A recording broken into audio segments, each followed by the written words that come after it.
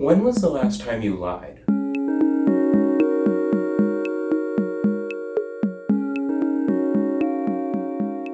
Maybe you were telling a story to a friend and you really wanted that punchline to hit. Maybe you were getting an excuse not to show up to class.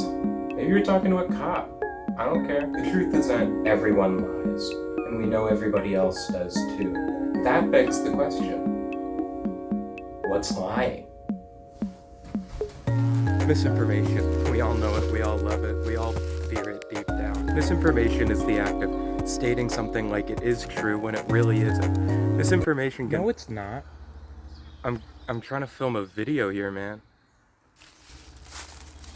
How about this? Misinformation is when you tell a lie without knowing it's a lie.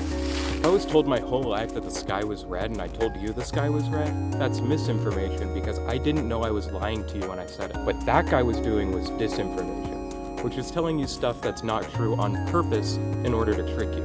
Well, how do you know that? Because I just recorded your bit and I wrote it like a week ago. Guys, how y'all doing? Your perceptions of misinformation and disinformation, called your PMI and PDI for short, is your unique outlook on facts.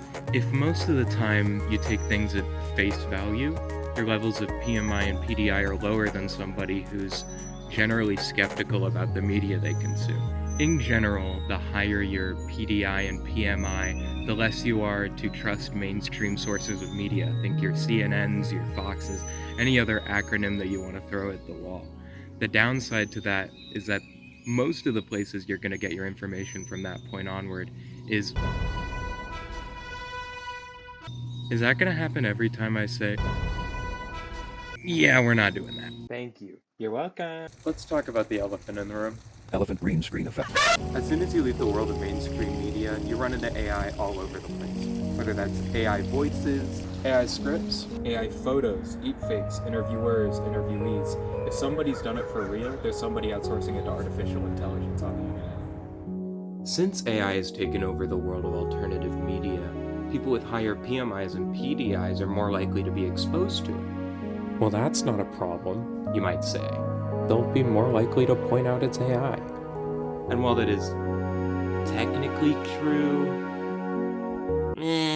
from the research that has been done on the topics, the clearest divide between a high and low PMI actually seems to be politics.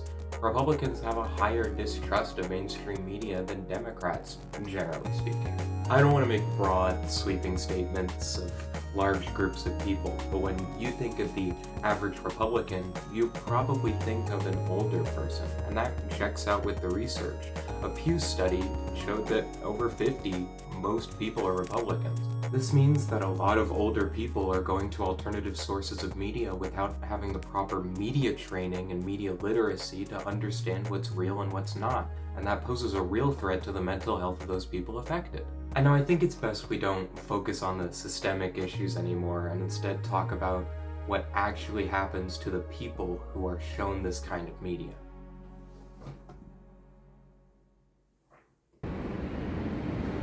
The bus is going by, so now it's way too loud. Media fatigue is a pretty common part of being online. Algorithms show you the worst of the worst because they know you'll engage with it. It's actually why it was so nice to have these large media conglomerates that you understood were regulated and showing you the stuff that actually mattered. You know, they face the wind, you get the breeze. AI doesn't do that. AI is literally an algorithm. If it wanted to, which it can't, but if it wanted to, it could show you the worst of the worst because you would probably engage with it. Being exposed to all of this negativity on the internet breeds lots of nihilism within people online. Imagine how bad that gets when everything is fake and the worst thing it could possibly be. I mean, think about it. All you see on your For You page is insert problem here that you can't solve. So best case scenario, you scroll without interacting. But now you know that that thing is happening. But now that you know that thing is happening, you need to code. There's a whole group of people online that say nothing ever happens because you could probably name something that happened on the news that didn't affect you. Monkeypox, the government shutdown. But that impacts thousands of people that aren't you. I wish I could end this video with a tip, a trick, just something to help you on the internet. But there's not an easy way to handle the internet. It's not like a drug where any amount of it is bad for you, but it's not like you think there's only positives to this. So maybe that's the advice I give. Stay vigilant, make sure your sources are right, don't use AI, and prioritize yourself. You can always take a break from the internet. You have the power to take a break. And so you should. I'm Andrew, and thank you for watching.